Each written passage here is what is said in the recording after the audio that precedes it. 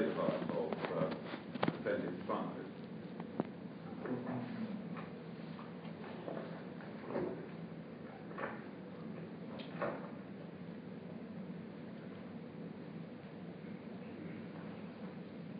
So where exactly is it? Paragraph 25.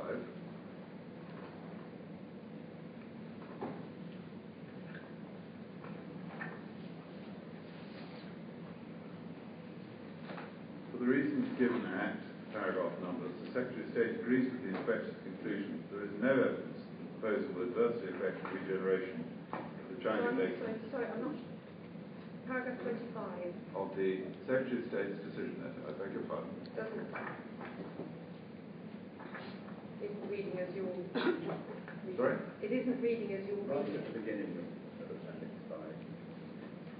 Yes, I've got that. Oh, sorry, I've jumped here.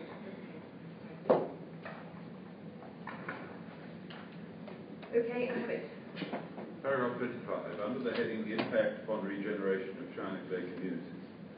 For the reasons given at paragraph numbers, the Secretary of State agrees with the inspector's conclusion that there is no evidence that the proposal will adversely affect the regeneration of the China Lake communities by deterring economic investment, or that it would impinge upon the county's tourist trade, agriculture or food processing industry.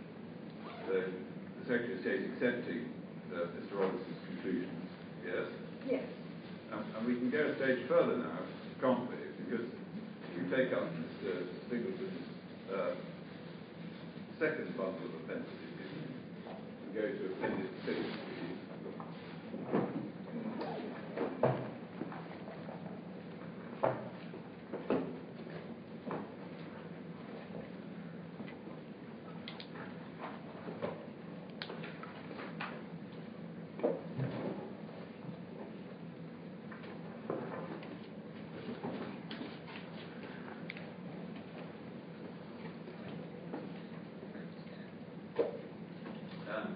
Within Appendix 6, which is the Battlefield Enterprise Park proposal dealt with by Mr. Wilcox, the decision dated the 10th of January 2012.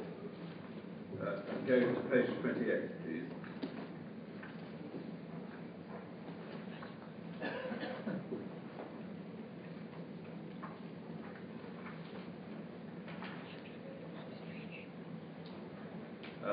Paragraph 95, under a heading Agriculture, Food Production and Food Processing, tells us in its opening sentence, agriculture, food production and processing are very important to the local economy. And then Shropshire Friends of the Earth considers that a mass burn incinerator would be incompatible with the food enterprise park and nearby farmland. Then at paragraph 97 draws attention to the fact that the facility, an existing facility on the side of waste treatment facility, has a large door facing the adjoining, and it was adjoining food enterprise centre, considers the proximity. And then paragraph 99, many of the concerns raised about the impact of the proposal on agriculture, food production and food processing seem to me to stem primarily from reservations about image and perception. Again, these are understandable sentiments given the size and type of development proposed. However, the evidence indicates that not much weight should be given to fears about the effects of the proposed EWF on local health or the local economy by reason of harm to agricultural production and food processing. That's a quite clear conclusion, isn't it? It is. If we go just one stage further to the next appendix in Mr. Singleton's bundle, which is Sidley Lane decision.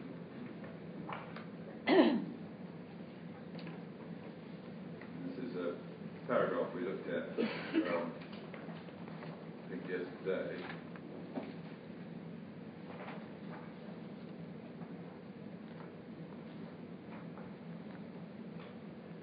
Paragraph 61, starting on page 12.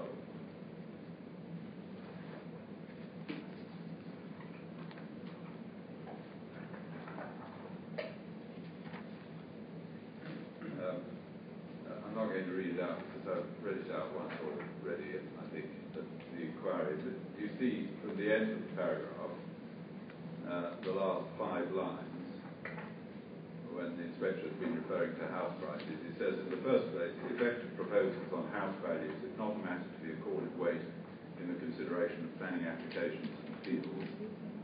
Second, no evidence has been advanced to show that the present or expansion of manufacturing industry within this part of Derby has adversely affected house values. And there was no indication at all, is there, of any hesitation with regard to any adverse impact economically. Well, that's what it says, yes. Yeah. Your proof of evidence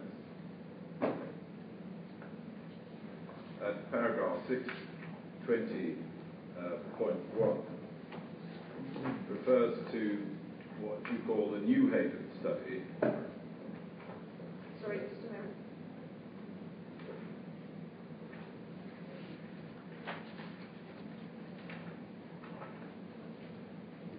Yes. That's the CEBR report, isn't it? Yes.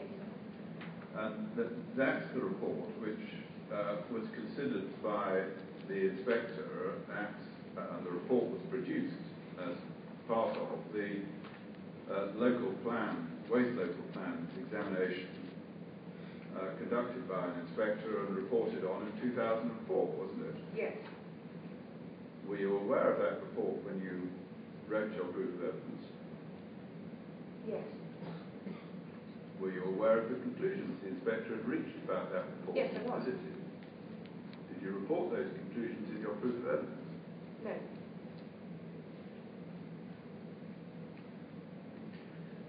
It's quite clear, isn't it, as Mr. Singleton points out, that the inspector rejected the conclusions of that report. Yes, it is clear that he did reject it. So you have produced a report in relation to a topic, quoted and relied upon it, knowing that it has previously been considered and examined at a public inquiry, and that an inspector has rejected its conclusions, but not drawn attention to that rejection of its conclusions. Yes. Thank you. By contrast with the CEBR report, the DTZ report has been affirmed as being an appropriate and reliable source of information with regard to economic impacts. Not only in the local plan examination in East Sussex and Brighton and Hove, but also more recently in Cornwall, hasn't it? Yes.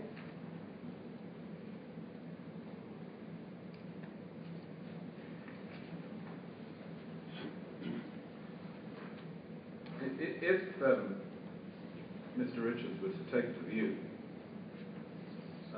that Mr. Robertson, the Secretary of State, were right about the DTZ report, and that his colleague in 2004 was right to reject the New Haven report, there would be no evidence, would there, which would support the view that this proposal would have any adverse impact on the local economy. Well, that's not quite true, because the DTZ report does refer to impacts on the attractiveness of investors. It does make reference to that. Forgive me, that's why I've drawn your attention to Mr. Robinson's summary of what he thought were its relevant conclusions. I know what the report said. Yes. That's his view. And the Secretary of State accepted it, and the inspector in East Sussex and Brighton and Hove accepted it. So the inspectors in those cases were they're obviously looking at the individual cases, and it's right that our inspector should be looking at the evidence in the area. And in the case of the New Haven report, the inspector discounted that report because the studies of energy from waste facilities that the New Haven report carried out independently, the energy from waste facilities that the New Haven report independently assessed were primarily located in industrial areas. inspector noted that house prices, property values were lower in those areas generally anyway, and therefore he asserted that the proposals had very limited impact, whereas this area is not primarily industrial. It has a very strong residential area around it. And I completely accept what you're pointing out, but I would like to also point out to the inspector that I think he should, for that reason, should be looking at those in fresh light. You may be sure that I shall not be asking Mr. Richards to judge this case, to report on it, on any other basis but that it is in Manchester, adjacent to the ship canal, and has all the characteristics we've been discussing. But since you've indicated some predilection to rely on the DTZ report as well, can you identify for me where in your proof of evidence or appendices I find the report, and your discussion of any aspect of it? Well, we've already discussed that. You know that it's not in there. Thank you. Now, at house prices, you saw what Mr. Robinson said at St. Lane in paragraph 61. Yes. A few moments ago. Do you agree with it? I agree that house prices in themselves aren't a planning consideration, but they are an indication of an attractiveness of a place to live. True. And in that context, the impact that it has on the economy, I think, is a consideration. Clearly, house prices are in private interest, but if an area is overall affected by by virtue of its attractiveness as a place to live, that is an impact on the social and economic aspects of an area, and that is a planning consideration. Yesterday, I drew your attention to Mr. Singleton's Appendix 3. Could you just take that up again, please?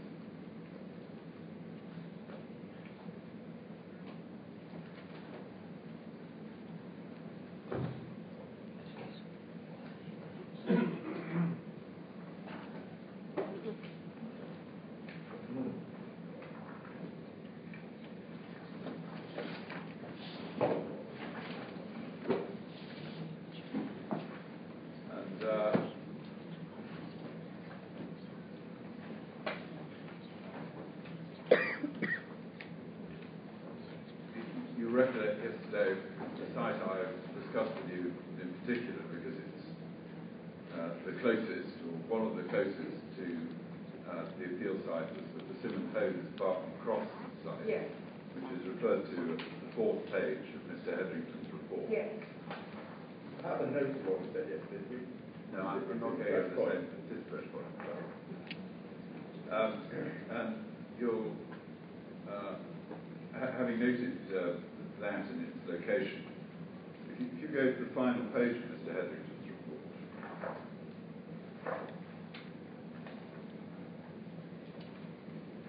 and the first paragraph after the bullet point, you see this.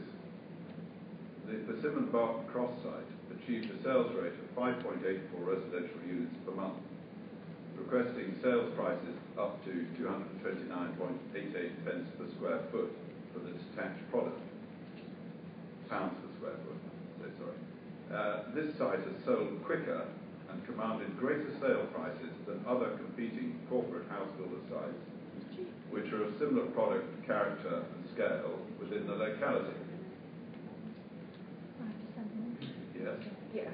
So what we've got is positive evidence that a new housing development as close to the site as any is selling in the terms Mr. Hetherington described. Incinerator. Well, it's an indication, yes, it's an indication also that there is a need for housing, and there's no comparison. Mr. Hetherington doesn't provide a comparison of what the pounds per square foot was a year ago or 2 years ago, so it's very difficult to put that into any context. Other than that, perhaps it's selling better than other developments in the area. Well, isn't that really rather the point? It's selling better and at a better price in the context of the blazing publicity. 5% deposit. About the, if you let me answer the question, Cheap houses. Cheap. Okay, thanks. Selling it. People will have an opportunity to make their comments at an appropriate stage of the inquiry, so if you can listen to cross-examination, please. It's how there's going to be an incinerator. Selling better and at better prices in the context of the blaze of publicity that has been about the Barton proposal, isn't it? Davyhulme proposal. It's a development where units are selling in a climate where there is a need for housing. No, it's not the question I put to you, and I know, Holly, you know it's not the question I put to you. Yes, Please be honest, my friend. it's selling at the same time that the development for this appeal proposal has been widely consulted upon and widely Published voted in the press. Yeah, because So everybody knows about it, but that doesn't necessarily indicate that the economy is not being affected by it. Thank you. The DEFRA study you rely on, what's the date of the DEFRA study, please?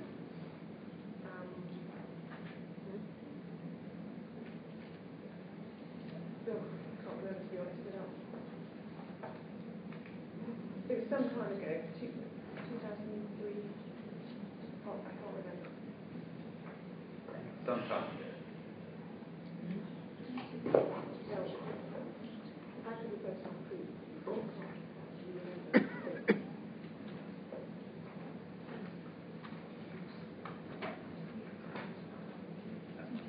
I think you tell us 2003.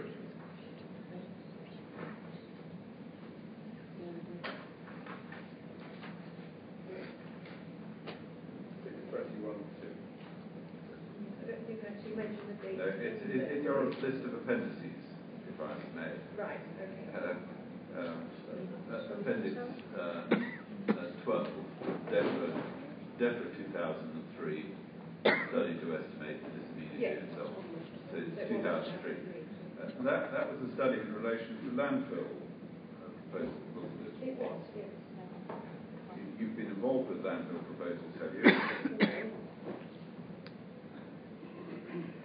Right.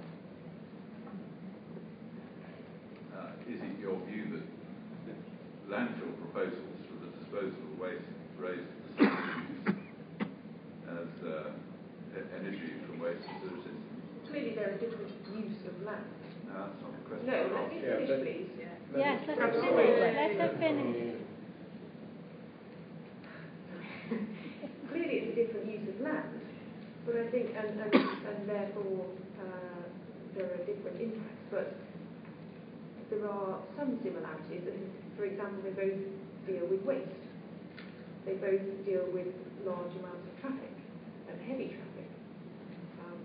And they both carry with them a public perception that is not necessarily the most appropriate use near residential areas. I'm in no way trying to say that they're directly comparable, but they do carry some similarities in terms of the public perception and in their treatment of waste and in their, not treatment of waste, but dealing with waste and in the transportation. Do you think they're similar in transportation terms, in terms of their traffic? Well, they both require heavy vehicles to carry the waste. I'm not saying that the vehicular rate would necessarily be the same, but they both do. Good. I'm not trying to say that I think there will probably be more vehicular movements with a landfill site than there would be with a heavy waste facility, but they will both deal with large heavy vehicles and they will both deal with waste. How significant an issue has odour been from the Davyhulme wastewater treatment work? A significant issue. Do you have any experience of the extent to which with landfill sites odour has been a consideration? Odour would be a consideration with landfill sites, certainly. Your proof has a section dealing with the air quality management area. I've addressed those matters with Mr. Watson. With no disrespect to you, I wasn't proposing No. to. I thought that was... do it all over again. But one of the things that you suggest is, in effect, the council is exercising the only control that it can with regard to air quality when dealing with planning applications. Well, air quality is clearly a planning issue. Yes, I don't suggest otherwise, but that's the way you put it, that in dealing with air quality, the council is exercising its only real control to achieve air quality standards. Well, by virtue of the fact that the majority of the air quality issues are created by traffic, and with the best one in the world, travel plans and that sort of thing are not going to completely overcome that issue. The council has a very sort of real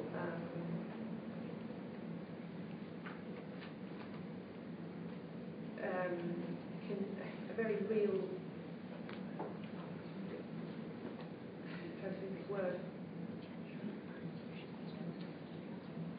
The local authority has an obligation to consider very seriously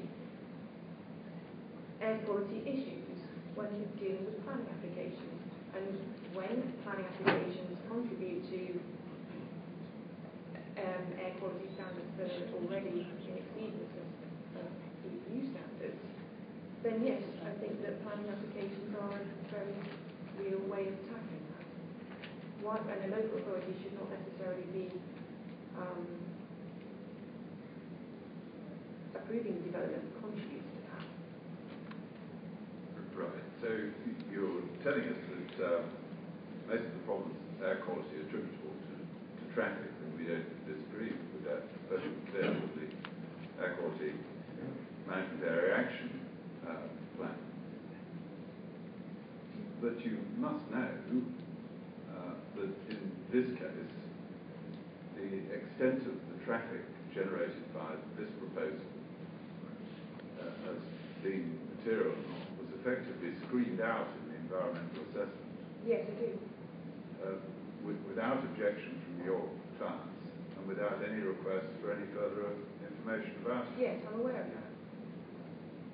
So your clients treated the traffic generated by this proposal as being not relevant, didn't they? It is, and Yeah. I'm not saying that this application, I'm not suggesting that this application should be reviewed on No. air quality. That's not what the reason for refusal says. But when we look at what your clients have granted planning permission for, where there would perhaps be a rather greater propensity to generate traffic, and look at Mr. Singleton's rebuttal proof evidence.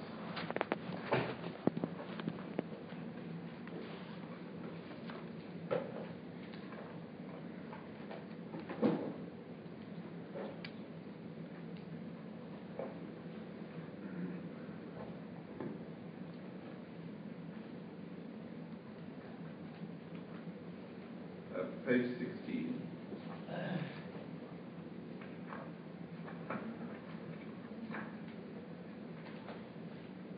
We see, don't we, a list of developments, paragraph 269. We do. All granted planning permission. And some of them with traffic implications so obvious one would hardly need to draw attention to it. That's correct. So Certainly the applications, one thing I would say though is that the applications relating to the Davyhulme treatment works, as Mr. Watson said, that is taking advantage of an existing resource and it has to be there. Because even if the council didn't like it, they can't move it down the road to a less sensitive area. So that the expansion of those works to take advantage of that resource and make that facility more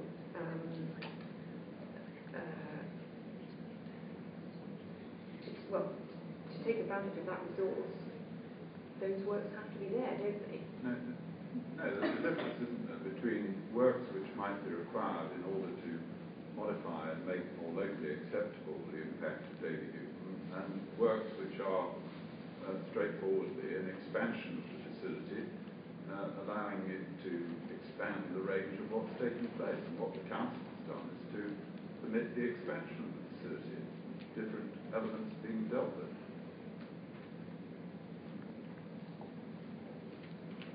Hasn't it? Yes, but I think that you can't necessarily separate the two quite so simply, because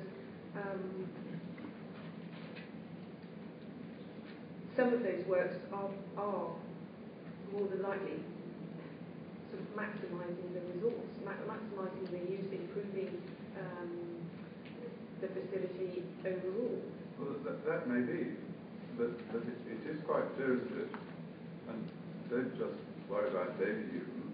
Look at 12,100 square metres of office building adjacent to Junction 10. Yes, no, I'm not disputing that, but I'm just pointing out that the works associated with the treatment works. Well, I've dealt with that. Mr. Singleton can be asked about it if it's just being suggested whether there was no option we had to grant the planning commission. I'm afraid we'll be able to ask Mr. Singleton, and if he's able to, Mr. Singleton will answer. But look at the bigger point and engage with what emerges from this abbreviated list of consents or plans granted. That there is in reality no indication here, is there, of the authorities saying we can't grant any more planning permissions in traffic for development which generates even significant amounts of traffic. Because the air because the air quality management area is such, and air quality is so poor that we can't have any more traffic. That's not the position, is it? No. So the reality is that the council's objection raised with regard to air quality in this case is much more to do with looking for the opportunity to find a reason to refuse planning permission here than it is to do with any concern related to not increasing any impact on the air quality in the area. No, I didn't think that is the case at all. I think that when you look at individual proposals, the contribution to air quality, to exceedances of air quality standards is very small, and it happens incrementally. And the importance of that is that where you have air quality standards and they're constantly being exceeded, the perception of the public in relation to that is very important, and that is the concern of the council, the perception of the public and the harm to human health that arises from that risk. The appeal proposal, we know that traffic was screened out as being not relevant, without objection from the council, and not taken further. With regard to impact on air quality, even at its worst in terms of an independent view from the Environment Agency, it's negligible. Against the background of what we see in terms of other developments permitted, paragraph 269, with very much greater traffic demand and much greater air quality consideration being engaged by them. So let me put the question to you again. It's clear, isn't it, that the council's air quality objection in this case is driven by a desire to find a reason for refusing planning permission, rather than by a desire to avoid any further impact on the AQMA. No.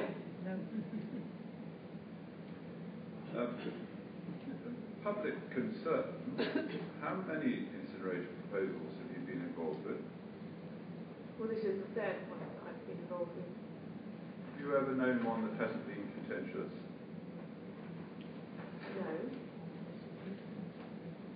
No. I invited Mr. Watson to tell me if he knew of an appeal decision in relation to a proposal which had not raised the issue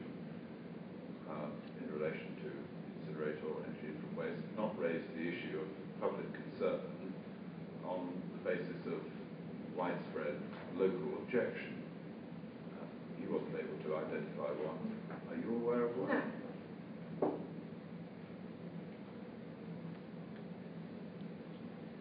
No. The first reason for refusal here relates in terms to scale, presence, location, impacts on vitality and attractiveness, self-confidence, and thereby prejudicing regeneration. So everything leads up to prejudicing regeneration. As far as those matters of scale, presence, and location are concerned, just take up the statement of common ground again, please.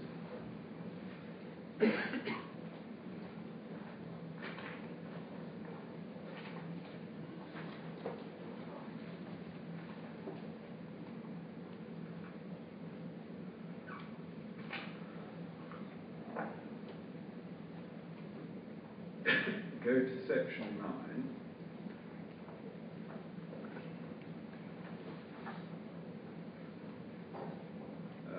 And then page 42.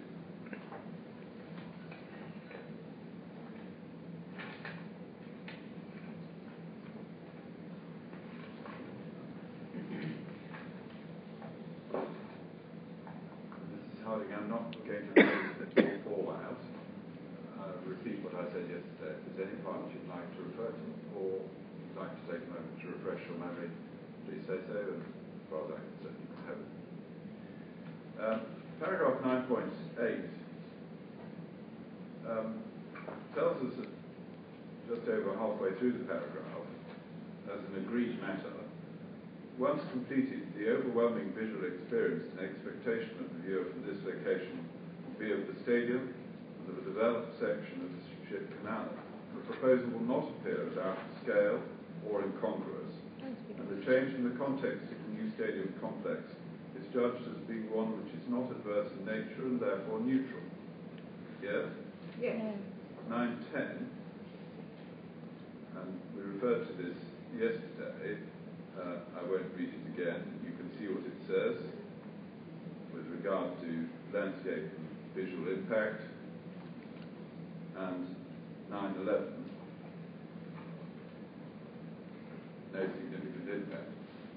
So in terms of scale with regard to anything to do with landscape and visual matters, it's quite clear there's agreement and the council raises no case. Yes. If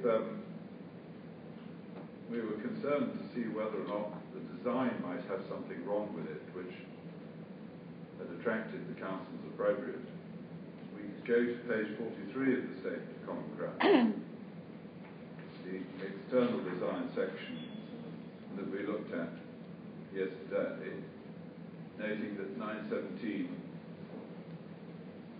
says it's entirely commensurate with its end use. 918, detailed architectural features have been incorporated into the design to soften its appearance. This includes introducing curvature into buildings, variation of material and colour.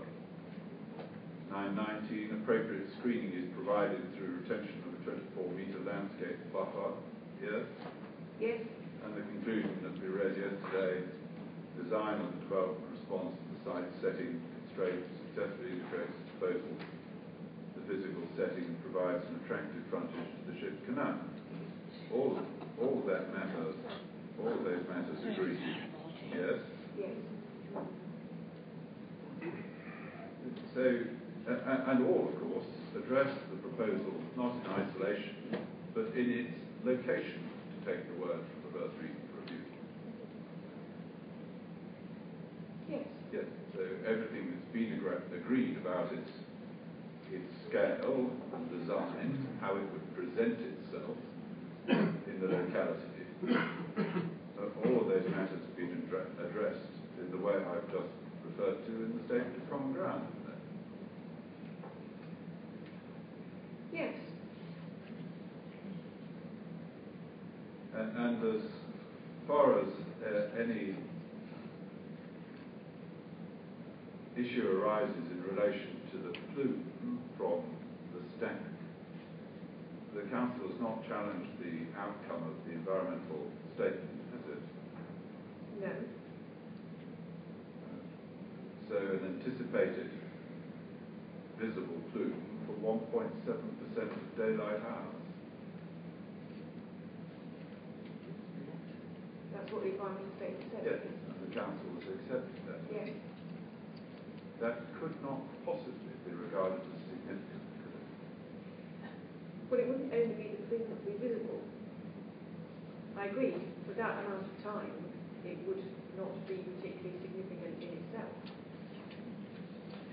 But we're not just looking at that, are we? Well, I've dealt with the landscape and visual impact of the proposal You would by still reference see, to the you state. would still Forgive me. see. Well, I was trying to finish off Yeah, the point. you finish the point, and then you must have a question. You would, the stack and the proposal itself would not be visible, and therefore, whilst it essentially meets the design criteria that the council have established, its presence, the fact it's there, and the fact you can see the plume and the stack, and the residents can see the plume and the stack, increases presence, and that's of concern. And it's the perception of that that is of concern. But in landscape and visual terms, the council have correctly signed off the proposal in the terms I've indicated from the statement of common ground, isn't there? Yes. And that includes the consideration of the plume, doesn't it? Yes.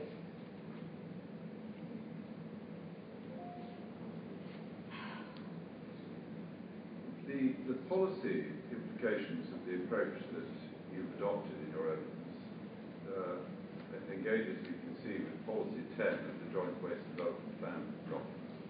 Yes. And I dealt with that yesterday and what's involved with it. We ended up with needing to consider only one criteria as being an issue, and that was the close to existing communities.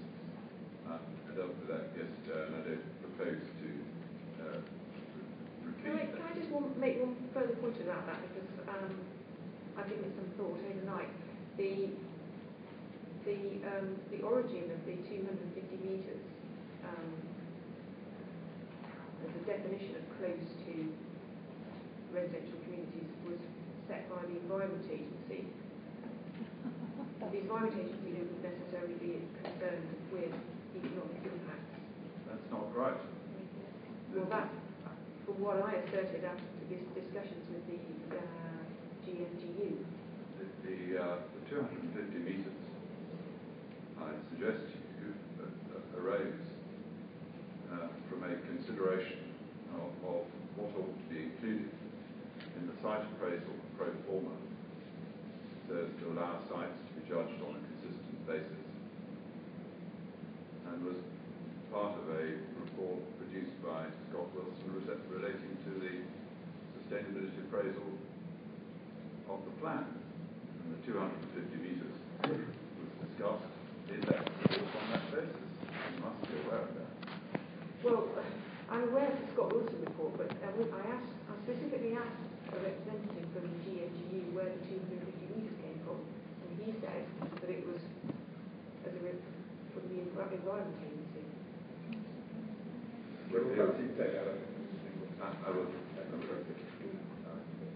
So it's quite clear that it's other about it. Thank you very much. Thank you. Mr. Fraser.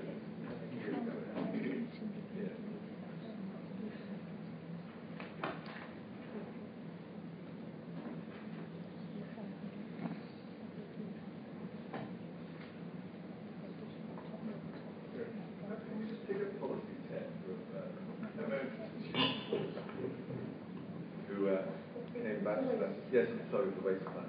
She came back to that at the end of the week, and it's code document 65, I think. Yes, code document 65.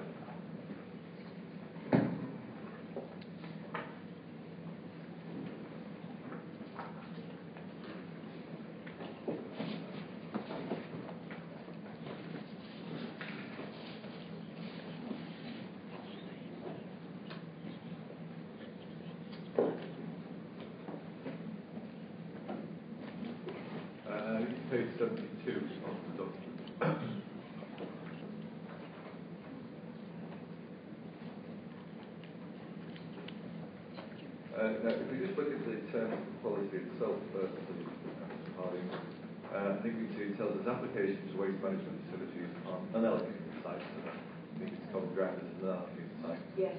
Will be permitted where the applicant can demonstrate that, and there's two things set out. But can we just see first of all, who is it that is required to do the demonstrating of the policy? The applicant. And then we can see that what is required to demonstrate is, first of all, the proposal fits within the spatial strategy set out in the waste plan and contributes to the waste plan aim and objectives. Yes. And secondly, the proposal meets the same assessment criteria as allocated sites. Now, I think that second one you've explained refers us back effectively to policy 4. Yes.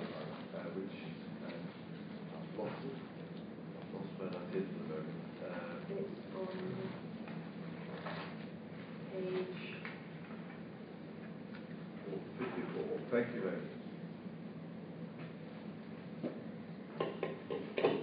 So the second criterion there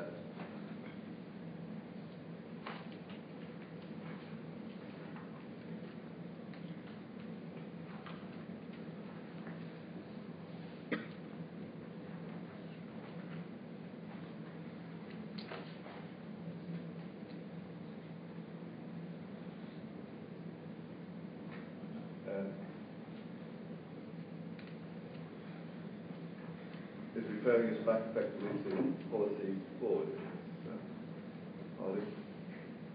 So the second criteria is policy 10. 10. Yes, it is. Yeah. Yes.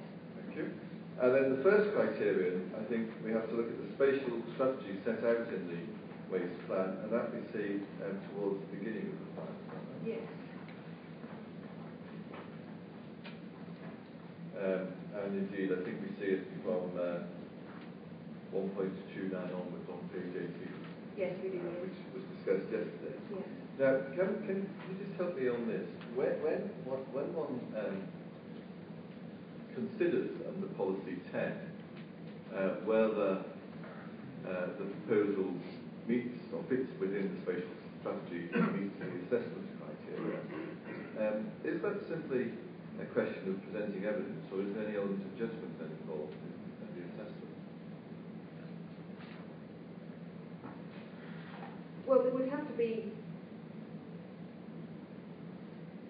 an element of judgment as well as submitting the evidence. Sure. Because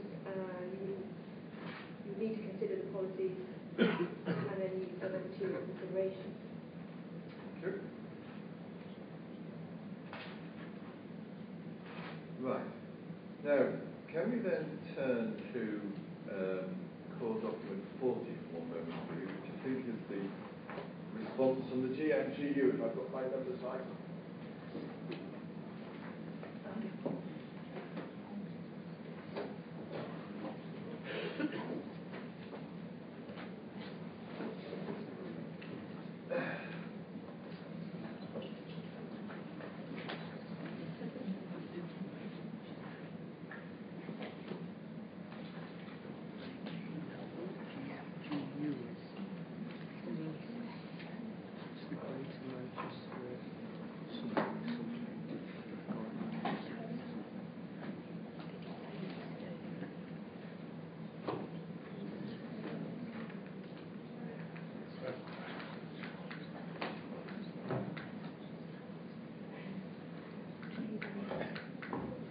Mr. Richards, could I ask the question that we're given the meaning of GMGU, Greater Manchester something? Geological unit, I think it is. Thank you. Is that correct? That's my understanding, I would say.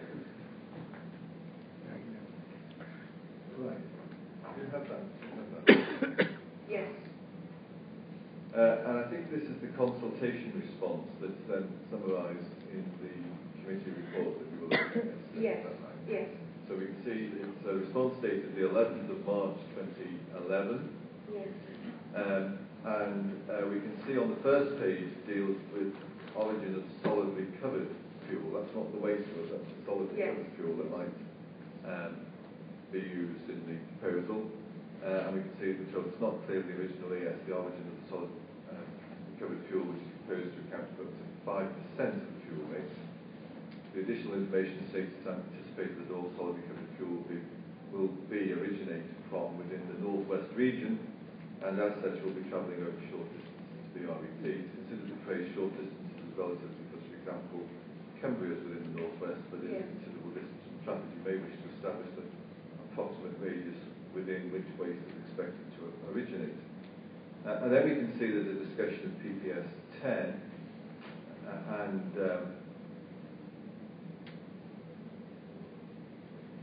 we can see over the page the waste plans then referred to. Yes. And we're told the Greater Manchester Waste Plan was submitted to the Secretary of State in February 2011 and will be subject to examination in June 2011. No objections were received and publication in relation to policies 8 or 10, therefore significant weight can be placed on waste policies. In addition, the waste plan has been prepared in line with the European Waste Framework Directive and is therefore more up to date with draft GDP, which is not compliant with the WDF. Waste wood will comprise 65% of fuel, and SRF will comprise up to 5% of fuel, so it is important that proposals assessed against the relevant waste policies.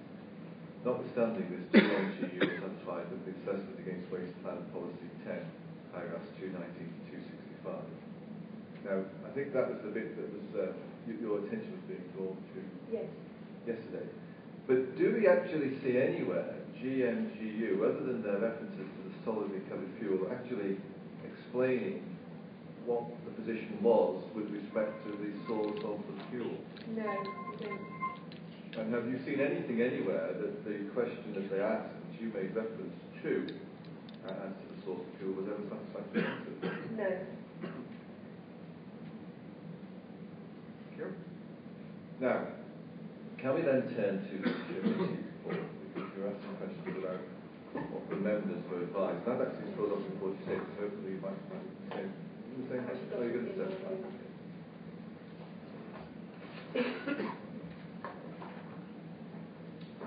And if we just look at the committee report, we can see,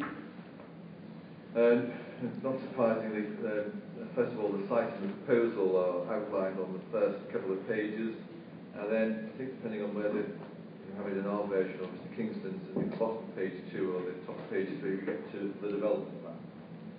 Yes. Is that right? And then we can see, first of all, reference is made to the regional spatial strategy, and I think if one looks at the two substantive paragraphs there, what I think effectively the members were being advised is that whilst some limited weight in a number of them, whilst it may be a material consideration in a limited number of cases, the intention to revoke, essentially the regional strategy still carried its normal weight.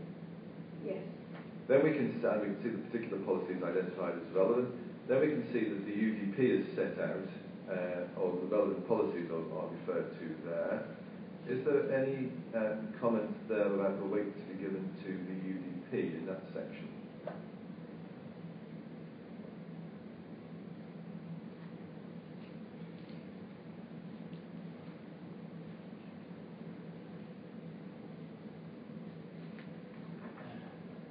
No, other than saying when it was formally adopted. Yeah. Then we can see that the core strategy is referred to, and we're told that it's reached an advanced stage, completed its examination in public, and the inspector's report due in December, shortly after the committee report. Told the core strategy provides an up-to-date expression of the Council's strategic planning policy, and as such can be considered to be a material consideration alongside the regional spatial strategy, the revised UDP, and other planning policy documents such as PPS and planning policy guidance. Yes.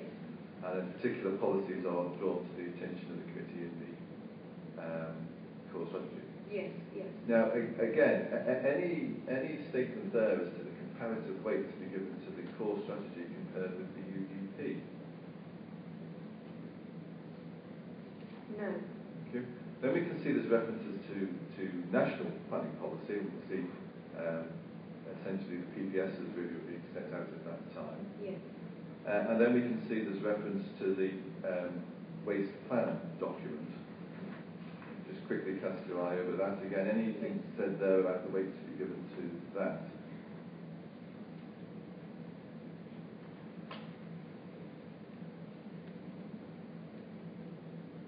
No. Right. Now, we can then see there's a section on the planning history, And then there's a section on the appellant submissions, a section on consultation. Click over all of that, I hope. And then we come to what effectively are the numbered paragraphs under the heading observation.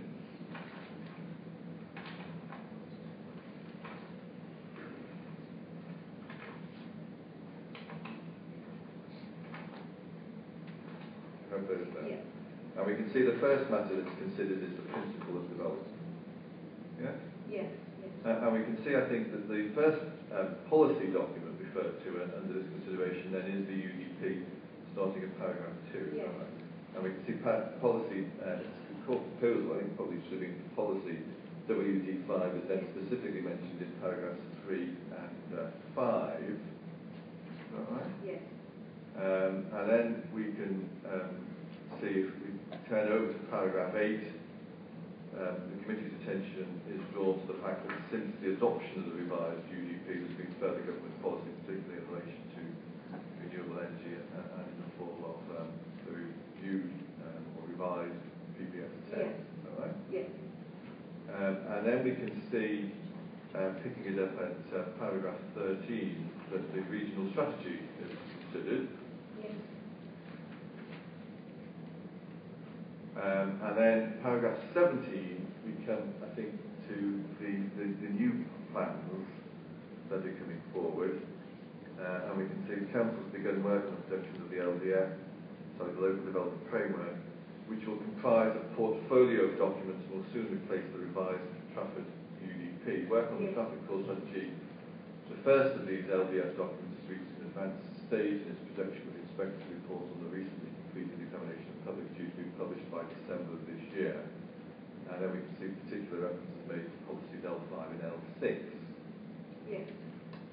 And then paragraph 19, we're told, in addition, the emerging Greater Manchester Joint Waste Development Plan document carries some limited weight in respect to consideration of proposals and the relevant parts of the plan are then discussed in the following paragraphs. Yes. Right? Yes. And then we get a conclusion, I think, on the whole of this assessment of the principle of development, paragraph 26. So, I'm sorry, I should just say to clear the picture, I think from paragraph 23 onwards, there's also a discussion of what was then the draft NPPF, National Planning Policy Framework. Is that right?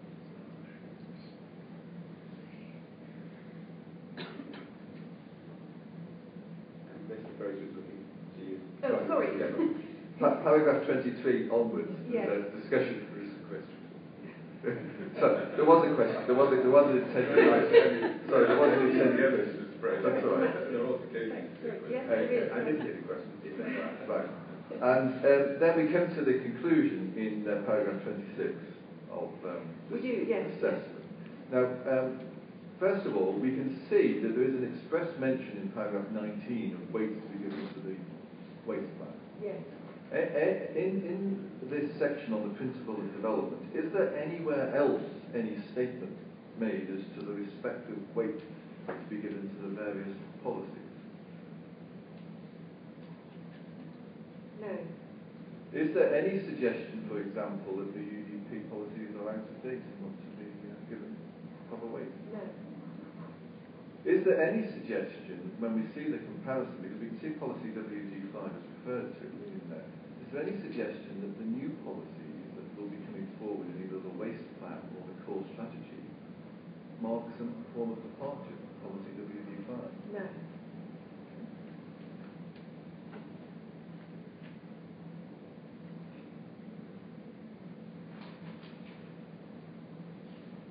Right. Now, if we turn then to the core strategy, which I think is CE62.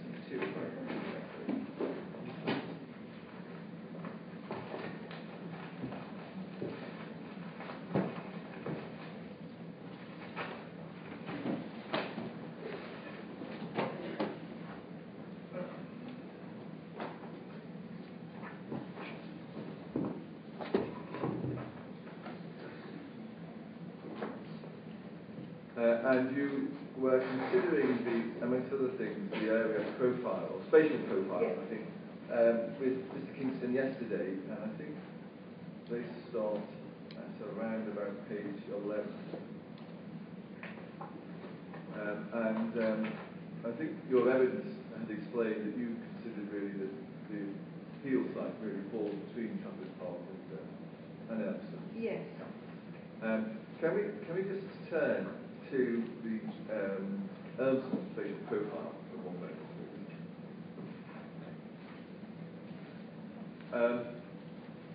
And we can see where or what area the the core strategy says is being covered here in the first paragraph of the spatial profile. Right? Yes, yes. What areas does it say it's covering? It says that the Incinerator area is made up of a number of distinct residential neighbourhoods, including Brixton,